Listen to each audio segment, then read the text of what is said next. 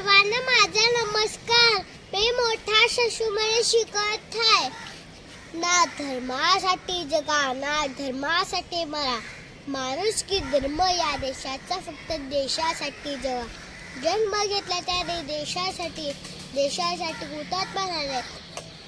नमन त्या शूरवीरांना ज्यांनी भारत मातेला इंग्रजांची गुलामी मुक्त केले, ज्यांनी भारत मातेला इंग्रजांची गुलामी मुक्त केले।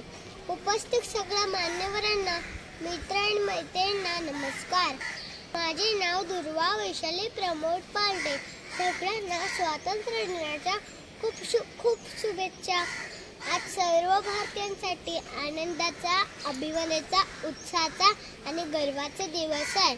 स्वातंत्र्यपूर्वी देशावर भारतावर इंग्रजांच्या अत्याचारातून जनतेची सुटका करण्यासाठी शेकडो स्वातंत्र्य सैनिकांनी बलिदान दिले। भगतसिंग, महात्मा गांधी बापू, स्वातंत्र्यवीर सावरकर, सुखदेव, बंगदास, राजगुरू अशा अनेक क्रांतिकारकांनी देशाला स्वतंत्र करण्यासाठी मोलाचे योगदान दिले।